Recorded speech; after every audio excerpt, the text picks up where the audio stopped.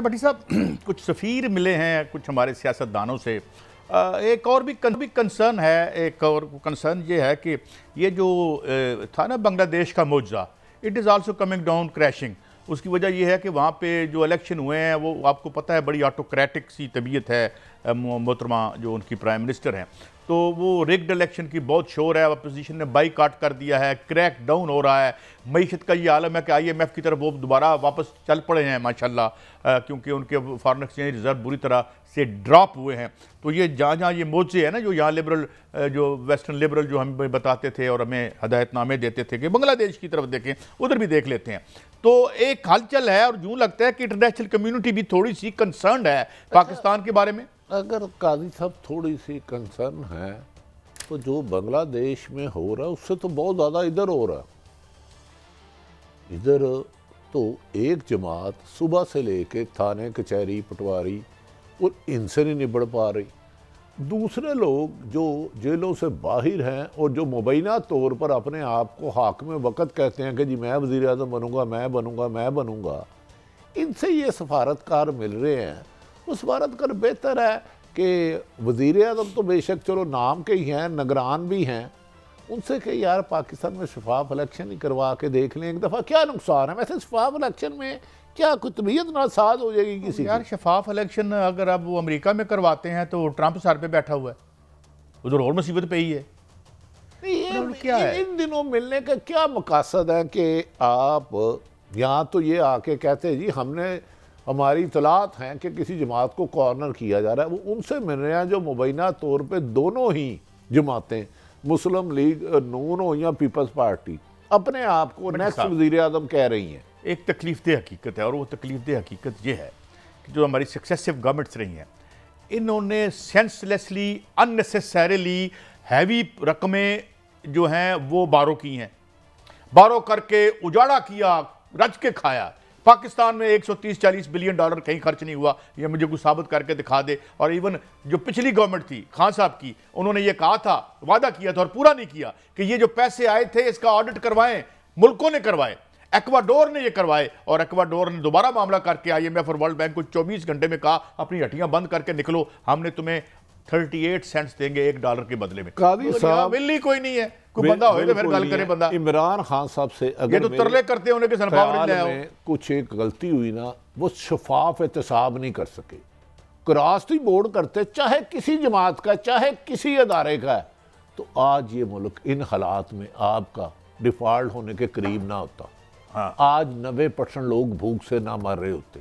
हमारे हुक्मरानों ने भी जैसे ही उन्हें एक और भी वो भूल जाते हैं कि उन्होंने ओथ क्या लिया था, मंशूर क्या था, दोनों चीज़ों से लातलकी का इजहार कर देते और चोर दरवाज़ों से इक़्तिदार में आना चाहते। अब नवाज शरीफ साहब ने देखे ना, साकिब निसार साहब को धमकियाँ देते हैं, उमर अता बंदयाल साहब को देते हैं, एजाजुल हसन साहब को देते हैं, लेकिन आज तक कभी न आपने इनके मुंह से जुल्फ़िकार अली भट्टो को जिसने फांसी दी, उन्हें बोला जस्टिस कयूम को जिसने कहा सजा दे, कभी उन पे तनकीद की? सीधी सी बात है, क्या है कि फैसला मेरे हक में करो तो ठीक है, मेरी मर्जी के खिलाफ करो तो आप मुल्क दुश्मन। All those fall in line, वो तो हमें प्यारे होते हैं ना, जो हमारे वो तो हमारे मुबैना जराइम के ऊपर पर्दा डालते हैं। मगर सवाल ये भट्टी साहब, एक खबर और है, और ख़बर यह है कि जो बिजली की कंपनियां डिस्कोज हैं जो नुकसान में चल रही हैं, 5 कंपनियां, उनकी निगरानी भी जो है अब ज़ाहिर आहिस्ता आहिस्ता, ये तो कोई काम करने जो है नहीं। देखो जो इन्होंने काम किया, मैंने तो 1993 से हम पीट रहे हैं, मैं 2007 से ऑन एयर हूँ ऑलमोस्ट, तो हम तब से कह रहे हैं कि इन वायदों को खोलो, इन वायदों को खोलो। इन वायदों को खोले तो इनको पता चल जाए, ये इनकी शनाख्त पता चले कि ये हैं कौन जिन्होंने ये किए थे। ये वो जौंके हैं, IPPs वो जौंके हैं जो हमें चूज़ किए, और अब तो हर आदमी मानता है, बहुत लोगों ने रजिस्ट किया।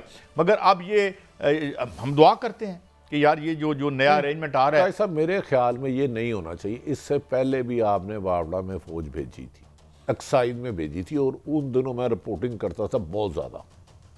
देखिए असल मर्ज क्या है, IPP लीकेज हो रही है, अरब रुपया आ रहा है, 60% पहले कमीशन में जा रहा है।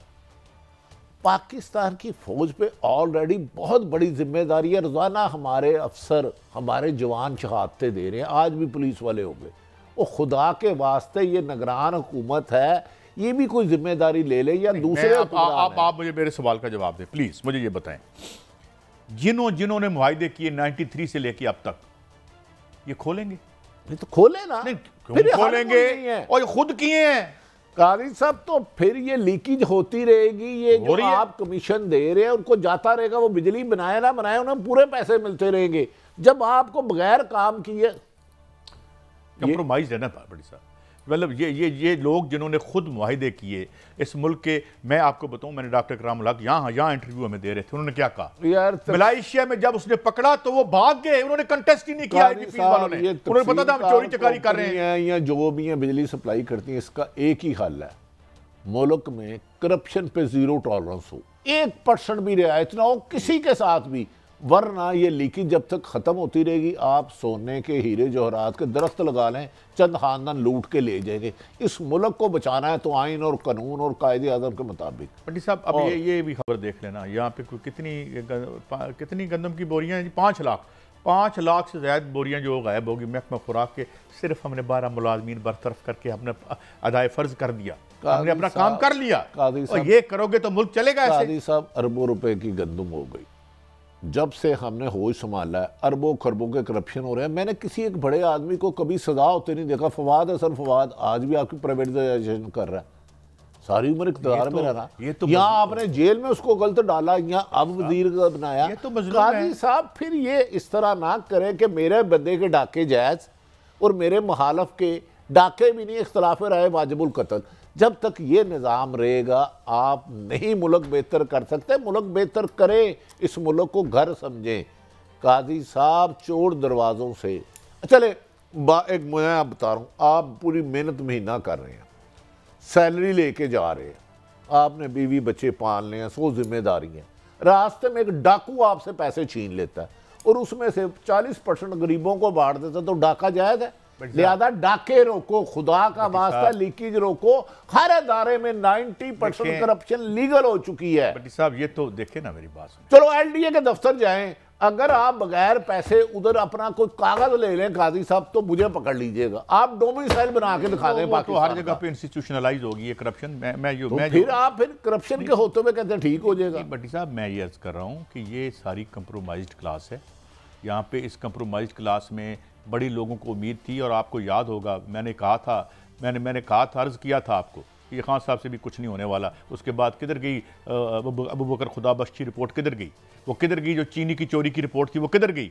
तो भट्टी साहब जब काले पैसे से आप इलेक्शन चलाते हैं, माफी फिर नहीं होता। काजी साहब फिर तो आप 4 बंदों के केस को 8-10 घंटे लाइव कवरेज पे दिखाएं और 70% लोगों की हक तलफी और उस पर आप सबूत मांगे, तो फिर नताइज यही आएगा। माफी चाहता मगर हम इस उम्मीद के साथ, क्योंकि हम इनकरेजिबल ऑप्टिमिस्ट हैं और हमें यकीन है कि ये कनलक का स्याह तरीन गोशा यही है, मतला माह तमाम कहते हैं, बेहतर होगा और उस बेहतरी के लिए हम आवाज़ उठाते रहते हैं और उठाते रहेंगे जब तक सख्त है।